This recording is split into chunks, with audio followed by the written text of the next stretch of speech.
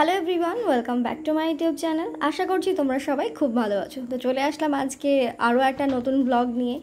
সকালবেলায় দীপ্ত যখন যায় তখন কটা বাজে, 8:30 কি 9:15 বাজে, তখন দীপ্ত অফিসে চলে গেল। ওকে বের করে দিয়ে ঘরের দরজা লাগিয়ে আমি চলে আসলাম ওপরে আমার ঘরটাকে পরিষ্কার করার জন্য। আমি তো এসেছি কালকে, কটা দিন বাড়িতে না থাকায় ঘরগুলো পুরো অগোছালো হয়েছে। আর 2-3টে যে বড় বড় কাজগুলো ছিল সেগুলো হয়েছে। নোটিস করেছো বিছানার পাশে যে ট্রেডমিলটা ছিল সেটা দেখছি মা আর দীপ্ত দুজনে মিলে সরিয়েছে। হ্যাঁ, অনেকটা ভারী, আমি ভাবছি তাই দুজনে মিলে সরালো কী করে, কারণ মায়েরও তো কোমরে ব্যথা পায়ে ব্যথা, ওই নিয়ে অত ভারী টানাটা উচিত হয়নি। আমি ওকে বললাম যে অন্য কাউকে ডাকতে পারতে, তবুও সে বললো যে সেরকম কাউকে পায়নি, তাই মা আর ও দুজনে মিলে ওই বড় ভারী ট্রেডমিলটা নিচে নামিয়েছে। আর সাথে বারান্দাতেও অনেক কিছু ছিল ওর জিমের আসবাবপত্র, সেগুলোও নিজে নামিয়েছে, তোমাদের একটু পরে দেখাচ্ছি। তো অনেক দিন হয়ে গেল বেডশিটগুলো চেঞ্জ করা হয়নি, বেডশিট বালিশের কভার ওগুলো আমি প্রায় সপ্তাহখানেক, খুব বেশি হলে 10 দিনের মধ্যে চেঞ্জ করে নিই। হ্যাঁ, 10 দিনটা অতিরিক্তই হয়ে যাচ্ছে, বাট চেষ্টা করি খুব তাড়াতাড়ি চেঞ্জ করার। আর এই যে দেখতে পাচ্ছ এই বারান্দাটার ওইখানে অনেক বেঞ্চ ছিল, বেঞ্চ বলতে বসার বেঞ্চ নয়, ওর এক্সারসাইজের জন্য বিভিন্ন রকমের ছোট বড় মানে কীরকম সব সাইজের বেঞ্চ ছিল, তো সেগুলোও সরিয়ে দিয়েছে। আর সরিয়ে দেওয়ার পর দেখো জায়গাটা কত ফাঁকা লাগছে আর কত সুন্দর লাগছে।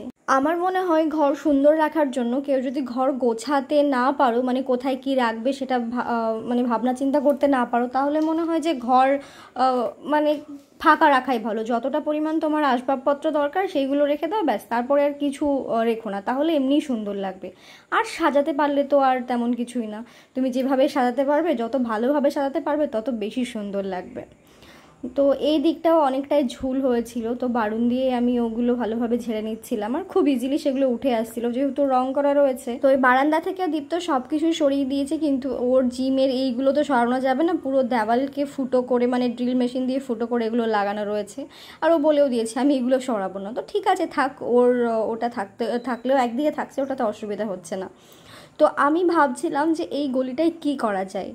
অ্যাকচুয়ালি আমি ভেবেছি আমি যেখানে বসে আছি সেখানটা স্পেসটা অনেকটা, ওখানে কয়েকটা বড় বড় মানে ফুলের টব রাখবো, আর কিছু হ্যাঙ্গিং যে ইয়েগুলো হয়, টবগুলো হয়, সেইগুলো জানলায় কিছু ঝুলিয়ে রাখবো। আর যদি তোমাদের মাথায় কিছু আসে একটু কমেন্ট করে জানিও তো যে ওখানে কী করলে ভালো লাগবে কি না। আর আমার কি বলো তো, ঘর গোছানোর ব্যাপারটা যদি ঘর ফাঁকা থাকে তাহলে মাথায় না আমার খুব তাড়াতাড়ি চলে আসে এইখানে এই জায়গা মানে এই জায়গাটা এটা রাখবো, ওই জায়গাটা এটা রাখলে ভালো লাগবে। কিন্তু ঘর যদি ওই অনেক ছোটোখাটো জিনিসে অনেক জিনিসে ভর্তি থাকে না, তাহলে আমার মাথা পুরো মানে কি বলবো, হ্যাং করে যায় পুরো, আমার মাথায় কিছু ঢোকে না। আর প্রথমেই তো এই বাড়িতে আসার পর তোমরা তো দেখেছো যে ছোটোখাটো অনেক জিনিস ছিল যেগুলো পুরোটা এক্সট্রা, মানে এখনও অনেক এক্সট্রা জিনিস বাড়িতে আছে যেগুলোর কোনো দরকার নেই, মানে আগামী 12 বছর 10 বছরও যে দরকার পড়বে সেটাও তারও কোনো গ্যারেন্টি নেই, অথচ রেখে দিয়েছে। অ্যাকচুয়ালি আমার শাশুড়ি মায়ের এটা হচ্ছে অভ্যেস, মানে কোনো কিছু জিনিস না সহজে নষ্ট করতে চায় না, মানে সেটা রেখে দেয়। এবার আমি মাকে বলি যে ঠিক আছে তুমি রেখে দাও, আমার তাতে অসুবিধা নেই, কিন্তু জিনিসটা এমন জায়গায় রাখো যেটা তোমার দেখতেও খারাপ লাগবে না, আবার জিনিসটা তুমি চাইলে ইজিলি খুঁজেও পেয়ে যাবে। এই বাড়িতে এমন কোনো জিনিস নেই যে সেটা সহজে পাওয়া যাবে না, কিন্তু এমন এমন জায়গায় রাখা আছে হয়তো খুঁজেই পাওয়া গেল না, এরকম একটা ব্যাপার।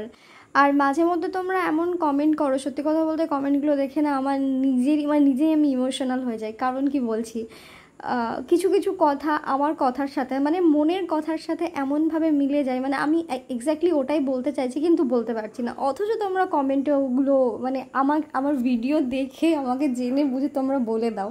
তাই ভাবি যে তোমরা আমাকে কতটা পরিমাণে মানে অবজার্ভ করো, যে একটা মানুষকে অবজার্ভ করলে মানে তার মনের কথাগুলো বলা যেতে পারে। ওই যে একটা কমেন্ট করেছিল যে আমি তো এখন মানে দূরে থাকি, বাবাও এখন বাড়িতে থাকছে না, মা ওখানে একা, তাহলে আর মায়ের তো হঠাৎ করেই শরীর খারাপ হয়ে যায়, তখন মায়ের কি হবে। তো সত্যি কথা বলতে এই বিষয়টা নিয়ে আমার সব সময় আমার চিন্তা থাকে যে মায়ের তো রাত বিরিতে মানে মা অসুস্থ হয়ে যায় মাঝে মধ্যে, তো ওটাই ভাবি যে আমি তো নেই, বাবাও এখন নেই, তাহলে মায়ের কি হবে।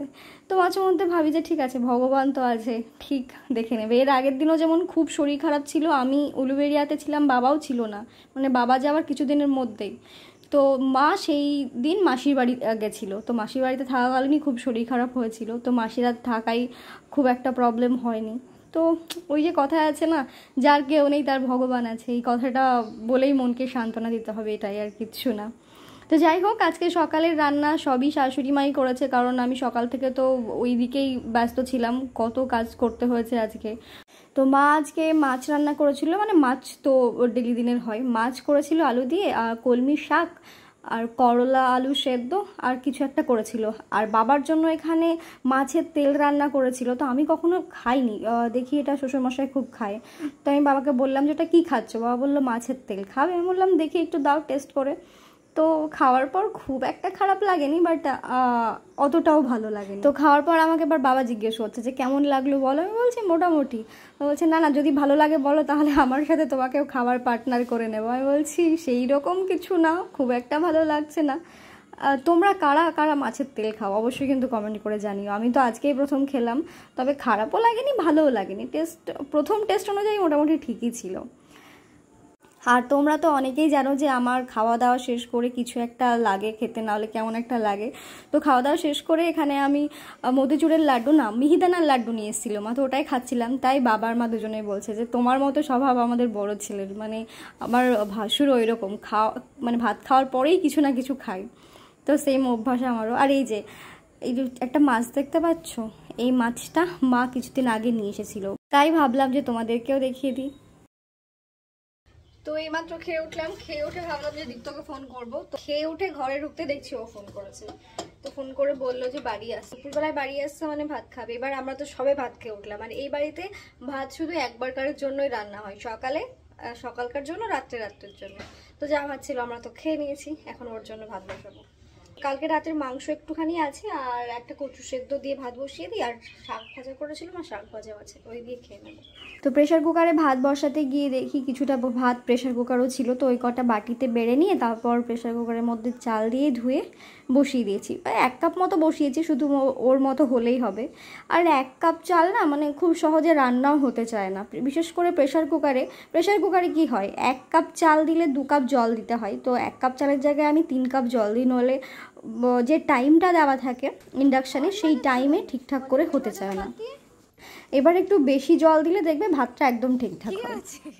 কোনো কথা নেই, ইগনোর করো, কত ইগনোর করবা। তো দীপ্ত তখন এসে খাওয়া দাওয়া করে আবার চলে গেছিলো। তারপরে আমি এবার একটু ঘুমিয়েছিলাম, ঘুম থেকে উঠে আজকে সন্ধ্যাবেলায় হঠাৎ করে চা খেতে ইচ্ছে করছিল, তাই একটু দুধ চা বানিয়ে খেয়েছিলাম। পরে আবার সন্ধ্যাবেলায় যখন দীপ্ত বাড়ি এসেছিলো তখন ওকে একটা আম কেটে দিয়েছিলাম আর ডিম সেদ্ধ করে দিয়েছিলাম। আর ডিম সেদ্ধ করার সময় দেখো ডিমটা কেমন ওই খোসা থেকে ছাড়াতে গিয়ে না এই কেমন হয়ে গেছে। এইরকম কেন হয় তোমরা একটু তোমাদের জানা থাকলে কমেন্ট করো তো। আমি ফ্রিজ থেকে ডিম বের করে না, তোমরা হয়তো অনেকে বলবে যে লবণ দিয়ে দেখো, আমি লবণ দিয়েও দেখেছি, লবণ দিয়ে সেদ্ধ করেও দেখেছি, তাও ওইরকম হয় কি জানি। রাতের রান্না অলমোস্ট কমপ্লিট। তো এখানে আলু পটল আর মাছের দিয়ে ঝোল করেছি, এখানে সকালকার শাক ভাজা সেটা মা করেছিল। আর অলমোস্ট কেন বললাম, কারণ এই যে এখানে এটা আমি রেডি করে রেখেছি, এবার খাওয়ার সময় গরম গরম ভাজবো বলে এখনো হয়নি। এইটা হচ্ছে মাছের ডিম, তো মাছের ডিমের বড়া করব। এইভাবে মাছের ডিমের বড়া করে খেলে না দেখবে খুব সুন্দর লাগে খেতে। আমি বাড়িতে বানিয়েছিলাম, সবার খুব পছন্দ হয়েছে। ইনফ্যাক্ট দীপ্ত মাছের ডিম খায় না, কিন্তু এভাবে ভাজার পরে দেখছি ও খেয়েছে। তো তোমরা কারা কারা এইভাবে মাছের ডিম বানিয়ে খাও, মানে মাছের ডিম ভেজে বানিয়ে খাও, তারা কিন্তু অবশ্যই কমেন্ট করে জানিও। আর যদি না বানিয়ে খাও আমাকে কমেন্ট করো, আমি তোমাদের সাথে রেসিপিটা শেয়ার করব, দেখবে খেতে খুব ভালো লাগবে। তো আজকের ভিডিওটা এই পর্যন্ত শেষ করছি। সবাই ভালো থেকো, সুস্থ থেকো, সাবধানে থেকো। দেখা হচ্ছে তোমাদের সাথে নেক্সট কোনো আরেকটা ব্লগে। ততক্ষণ পর্যন্ত টাটা, সবাই ভালো থেকো।